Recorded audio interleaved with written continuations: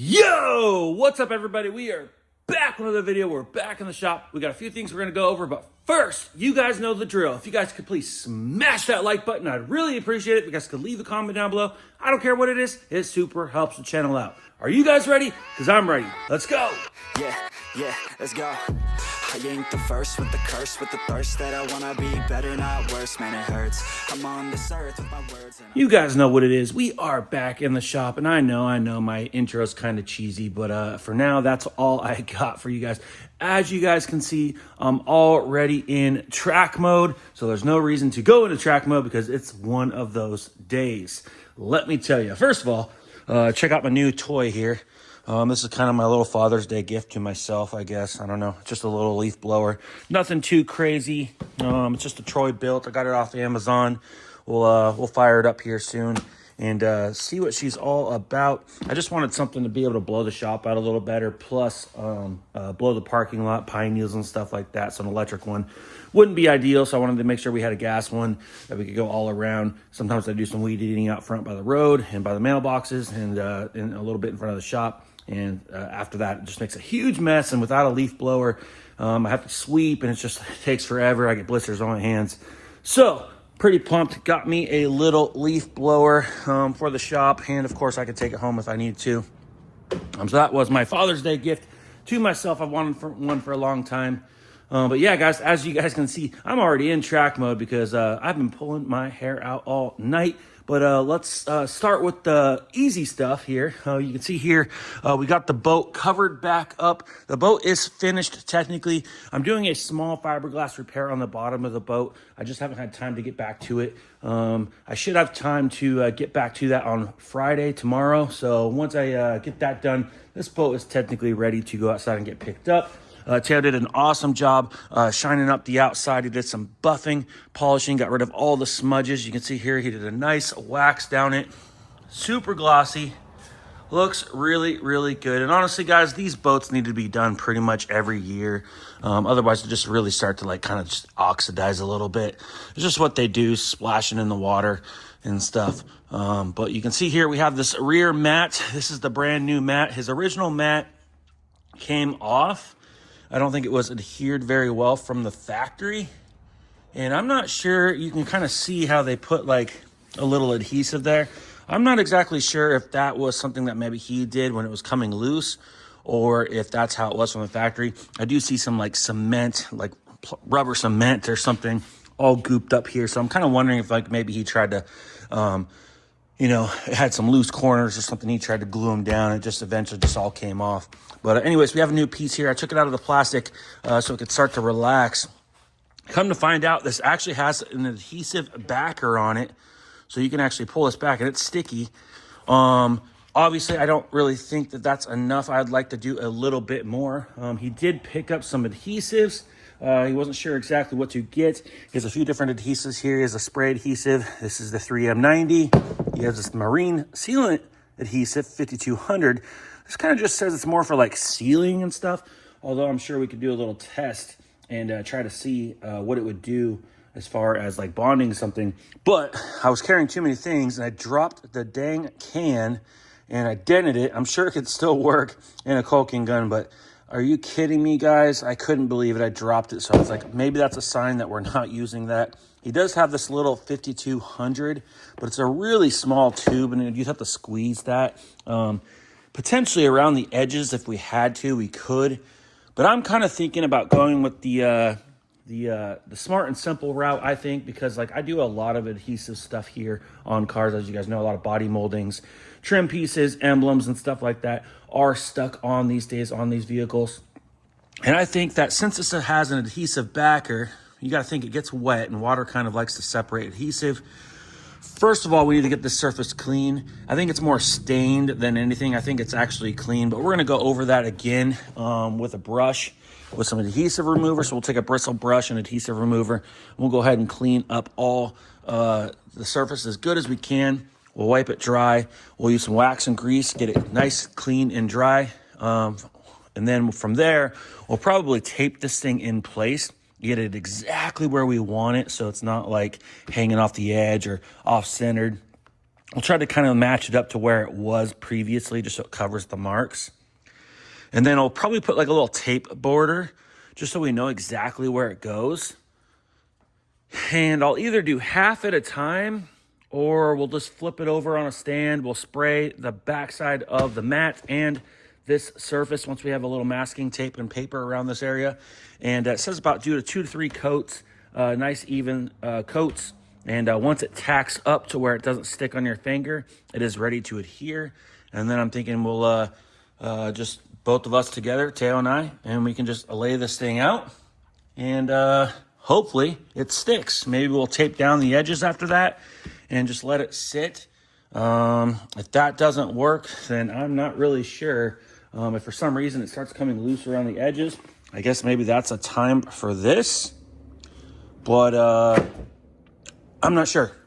I sent the customer my ideas, and I'm going to wait to hear back from him to see if he thinks that's a good idea. And if he thinks that's a good idea and trusts my opinion, I'm going to go ahead and do this the way I would do it if this were my boat.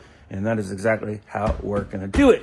All right, we're going to jump over here on the body side, guys. You can see here, Taylor's got some parts ready to go. We have a job coming in next week. We have the F-250 finally coming in. So these are the headlight brackets, and we got a hinge here. We also have a bumper for a Ford Edge and a little fender trim piece with the sensors. So Taylor's got the sensors ready, trim piece is ready. Looks like he's got the front bumper cover. It's a 2-piece bumper. So it's he's got that already. It was a used bumper. So there's a bunch of rock chips, so we filled up all the rock chips. He did a really nice, thorough prep job. So we're going to go ahead and get this stuff painted. This does have to be pearl white. Actually, the same paint code as the Lincoln inside the booth. I'm going to show you guys here in a minute, but not the exact same formula. There's even though it's the same paint code, there's several formulas of the exact paint code, and every car's made at a different time. Could be a different factory, and it could be a different barrel of paint at the factory. So this car is actually a different code. So we are going to get this painted at a different time. It's not like we could paint this at the same time. Now, we could have painted it at the same time, but there's just no more room there in the booth for another bumper. You can see here, he's got the F-250 fender all scuffed up around the edges. We'll go ahead and get this all painted white on the backside before we install it. That is coming in on Monday. I'll probably pull it in tomorrow and get everything ready. And so, yeah, basically he's got the F-250 parts ready. He's got this Ford Edge front bumper cover ready to go. And he's got some other parts ready to go. So we'll go ahead and cut in the fender, and we'll cut in these brackets. And hopefully paint this maybe all at the same time. So maybe Monday we'll paint this bumper and cut in everything. And then that way Tuesday everything can kind of go on. That's kind of maybe the plan. And yeah, guys, as you guys can see, my Acura RDX is here in the shop still. Actually, I took it home, drove home and back. We have a couple issues, and not sure what's going on. So Mikey and I the other day did a complete overhaul on the AC system. So we did a complete R&R. We did the condenser, we did the compressor, we did the evaporator core, and we did the valve inside. And it honestly went really smooth. Like, everything went really smooth. We were pretty quick with it. Nothing really fought us. We didn't break anything. Everything went really, really good. There was some of my wiring on the wiring harness that I had to cut off and change because someone, previous owner, maybe did some sort of like glue or something on the plug because maybe somebody broke the plug. So I knew I already had to cut that, so I was prepared with the plug. So I triple checked my wiring there and made my connections, did really clean connections. I taped it, I loomed it, heat shrunk it, did everything, plugged it all in. And everything, like I said, went really smooth. Dropped it off down the road at our friend's shop. We got it charged up. It did charge up fine, so we were holding pressure. We don't have any leaks. But unfortunately, our compressor is not kicking on. And my first thought was, shoot, I must have mixed up those 3 wires. Like, when I was making the connections, maybe I was looking at it backwards. My left was my right, and my right was my left. Like, I'm getting old, guys. Maybe I made a quick mistake, or maybe I just didn't make good, clean connections, although I was pretty confident in my wiring. And, you know, I said, well, no big deal. We'll go back, double check things. Maybe I forgot to leave something unplugged, maybe my wires. So I kind of double checked everything, and we're actually getting power We did hook up a snap-on code reader to the car. We were able to run a AC clutch test, and with that test, the clutch was engaging in and out. So I'm not sure what was going on. I kind of double-checked all my connections. I double-checked all my plugs. I took the glove box back out. I'm going to grab my flashlight and show you guys out there. And, you know, I can see pretty much everything. Maybe not everything, but from what I can see, I'm pretty sure all my wiring and all my plugs are. So you can see here, I had to remove all this stuff. So this section of the dash right there gets removed, and I had to loosen the blower box, unplug everything, and I had to unplug all that stuff. And the evaporator core is actually back there. It's actually in there quite a bit, but it's a little worse looking than it is. It wasn't too bad. There was a couple bolts way up high, way up in there, and one back up in there.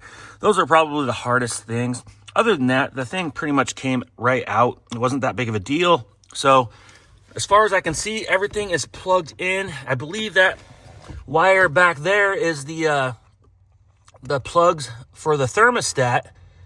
So I have to double check to make sure that our thermostat connection is good. And maybe I was hoping just to find something unplugged and go, oh, I'm an idiot right there. Plug it in, everything just starts working. But unfortunately, it doesn't really seem to be the case. I've double checked fuses for the AC system, fuses for the cooling fans. I've checked relays. I've swapped relays. I replaced the relay. Nothing's working. Everything seems to be working just fine. And I'm just going bonkers right now, trying to figure out what is going on. One thing we didn't change in the system is the pressure switch. But like I said, the car was working before, but it seemed like maybe it had a pressure problem, because when I purged it, because it wasn't working, and then when I purged the system, changing the pressure, all of a sudden it kicked on and started working. But the compressor was rolling the whole time regardless. So yeah, I'm not exactly sure, guys. There is a pressure switch down here on the high pressure line. I'm going to go ahead and unplug that. I'm going to test it for power. I might even put a jumper wire on it and try to see if that will kick our compressor on. There was a test that I could turn the compressor on with the code reader, but it said to have the engine off, so it said do not start the engine. So I didn't really want to do what it said not to do. We could try that, but I'm kind of thinking I'm going to jump that pressure switch and see if the compressor will kick on after that. The whole thing is to get down there to the wiring, I have to unplug the cooling fans and all that. And the thing is your AC won't work if your cooling fans aren't spinning and all that stuff. So it's like, well, wait a second here. Like, if that's unplugged, am I really going to get power? So it's kind of like, I don't really know. I'm kind of stuck in a pickle here. But I'm going to go ahead and check the pressure switch for power, and then I might jump it and see if that tricks the compressor clutch to engage and turn on. The other problem that we're having is I started the car this morning and it was extremely squeaky, like more than just the belt. It almost sounded like the compressor itself just had a shh. And maybe that's just because the clutch is like dragging. Maybe it's partially engaged. I don't remember that the other day when we put all this stuff in. So I'm wondering if after that test that the clutch is just like not quite all the way in or out. I'm not really sure. But it's making a like noise, like a little yeah, making a noise like that basically. So I don't like that. It's making a lot of noise, and it's kind of squeaking a little bit. Which these cars, these motors, they are notorious for just squeaky serpentine belts. We always had a little bit of a light squeak, and it would be usually on like a cold start in the morning. But it wasn't that bad. It would go away after like 30 seconds of the car warming up. This was so squeaky this morning that it was really extremely loud in my opinion. And I was driving away and it was still squeaking, and the entire drive to work, I live an hour away from the shop. It was squeaking. I could hear it on the freeway. Like I had to turn the radio up. I mean, and it wasn't just the squeak. Like it's like, okay, something's like, it's not just the belt. I mean, I can throw a new belt on there, no big deal, and I probably will. But I'm not happy with the compressor, I think, guys.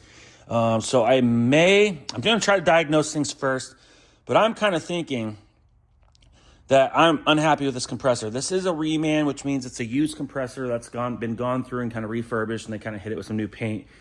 And I wasn't really happy with how they did the ground. The ground was loose and they painted over it. It just looked really bad. So I had to clean that up, make sure that was tight.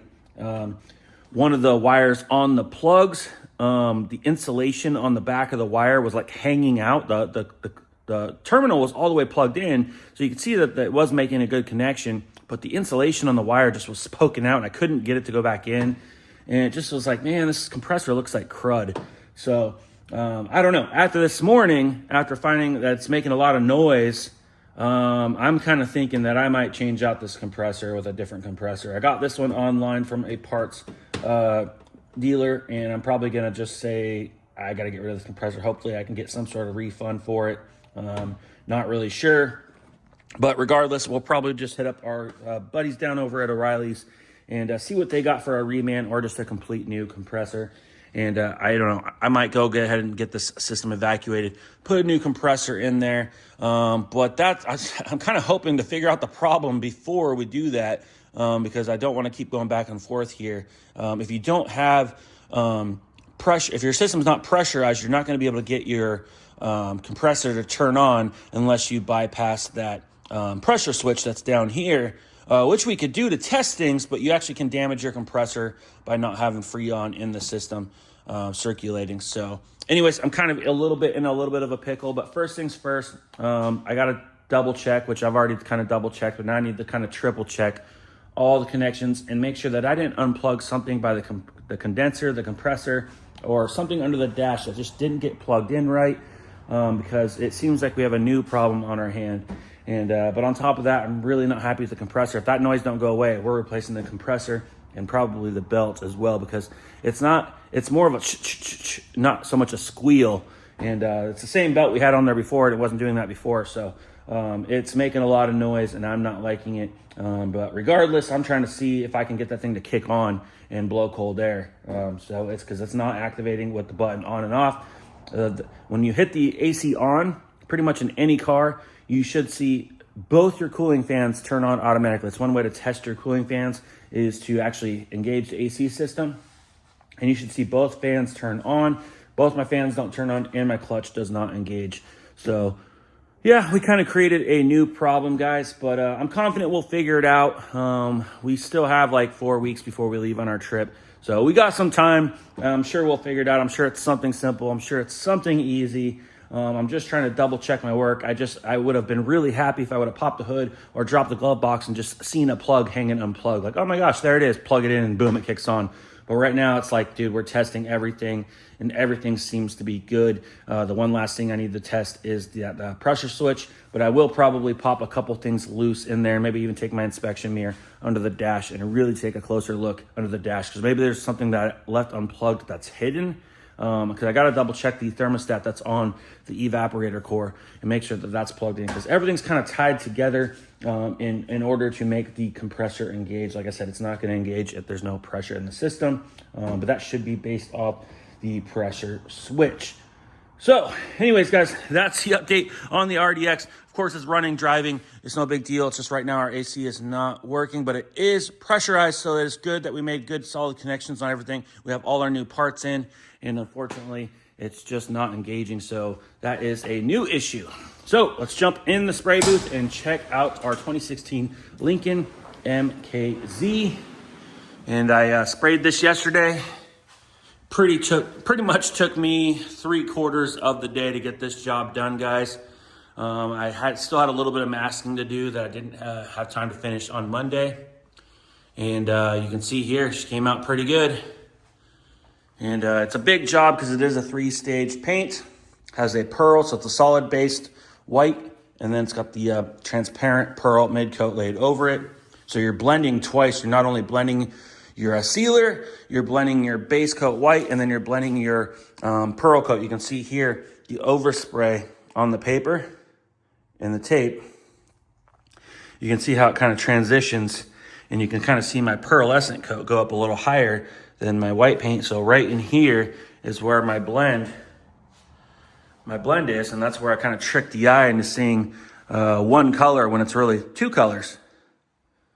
So this was a pretty big job. I don't usually like spraying things down towards the exhaust, because that's where everything's traveling. That's where all the dirt and dust and particles are all going to, is this area right here. This is a semi-downdraft, so the intake's right there. It's double filtered. There's filters on the top and goes into a box, and then there's filters here, and it pulls through, and it basically goes, it's a down cross draft here. And so it basically pulls this direction out the exhaust and up and out the stack. And I try to keep everything I'm painting hopefully towards around this area. This is the money spot. Everything I paint in this general area comes out really, really nice. Sometimes things come a little bit dirty, although the boot's not too dirty right now. It came out really good, but there are some dust nibs that we're gonna have to go ahead and sand out. Everything came out pretty nice.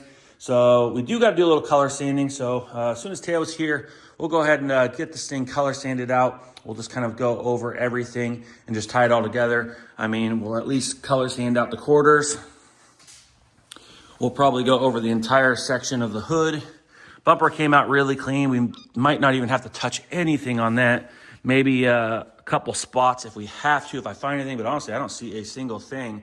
Looks perfect. So we might not even have to touch the bumper. So quarter panel, hood. We'll go over this fender a little bit. And then when this is our blend door, same thing. We blended our color in this area. You can see here on the tape how the color kind of fades away. And back here, we didn't have anything at all. Well, except for this little burn. I had a little burn here. I prepped the door and I burned through this corner edge. That's why I left this little green piece of tape here.